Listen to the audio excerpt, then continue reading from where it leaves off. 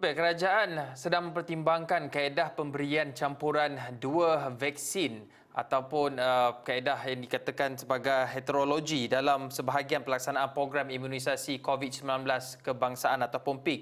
Tetapi dalam masa sama kita lihat Pertubuhan Kesihatan Sedunia WHO juga ada mengesyorkan supaya pemberian dua dos vaksin ini perlu melibatkan dari jenis yang sama. Sekurang-kurangnya buat waktu ini kerana saranan ini mungkin berbeza untuk tempoh masa yang akan datang sementara kajian masih lagi dilaksanakan. Dan untuk mengulas lanjut bersama di talian ketika ini pakar kesihatan awam Fakulti Perubatan dan Sains Kesihatan UPM Profesor Madya Dr. Malina Osman. Assalamualaikum Prof. Ya, Waalaikumsalam warahmatullahi. Prof, secara umumnya adakah terdapat sebarang risiko sekiranya vaksin dua dos ini diterima dari jenis yang berlainan melihat kepada jenis ataupun kaedah vaksin pembuatan penghasilan vaksin itu sendiri? Kalau kita lihat secara umum ya, mana-mana pemberian bahan ataupun vaksin ubat-ubatan ke dalam tubuh badan manusia memang ada risiko ya. Lebih-lebih lagi jika dalam konteks pada hari ini kita tengok bahawa biasanya kita akan bagi siri vaksin yang sama ya, yang pertama dengan yang kedua.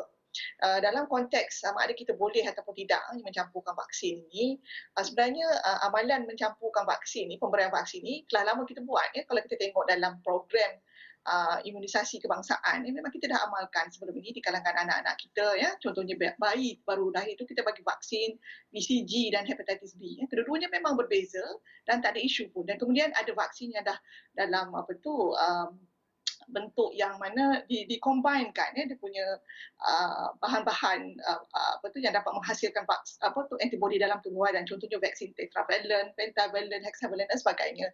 Jadi konsep untuk mencampurkan jenis vaksin ini memang dah sedia ada dan dari segi kesihatan awam memang tidak menimbulkan banyak risiko ataupun kesan samping pun agak rendah, selamat dan berkesan ya, didapati melalui kajian-kajian telah dijalankan.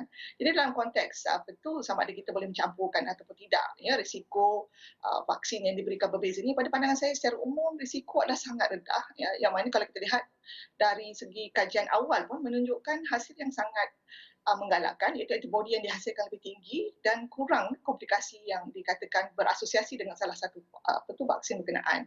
Bagaimanapun kita kekurangan data lah untuk buat kesimpulan awal. Prof, bagaimana pendekatan mix and match ataupun campuran dua jenis vaksin berbeza ini boleh membantu mempercepatkan usaha kita untuk mencapai imuniti kelompok?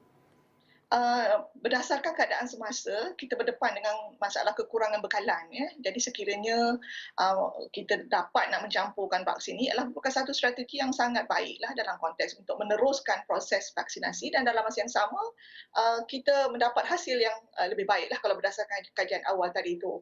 Dan untuk itu kita mengatasilah masalah kemungkinan lewat untuk mendapat imuniti kelompok akibat kekurangan bekalan. Saya melihat positif ya dari sudut itu. Prof, kalau kita nak lihat ada beberapa negara yang sudah pun menggunakan kaedah campuran dua jenis vaksin. Korea Selatan antaranya melihat kepada kebimbangan risiko berlakunya gumpalan darah. Maksudnya dos pertama AstraZeneca, kemudian dos kedua Pfizer-BioNTech. Bagaimana adakah ini secara umumnya boleh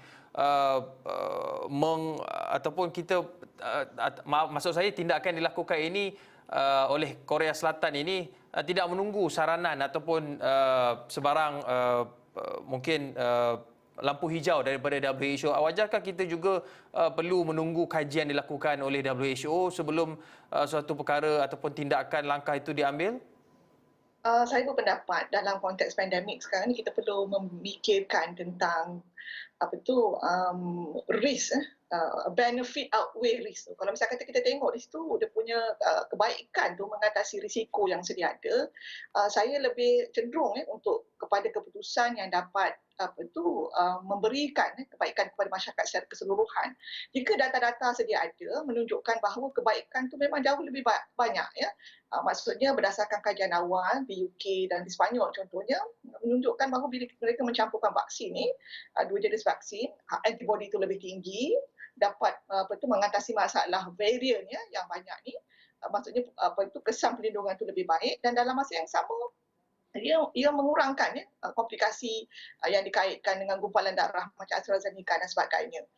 Saya dari segi kesihatan awam, saya melihat pada kebaikan-kebaikan tersebut. Bagaimanapun di pihak pakar perubatan yang lain mungkin memang mereka menunggu data secara keseluruhannya bagi membolehkan ia benar-benar selamat untuk digunakan pada masyarakat.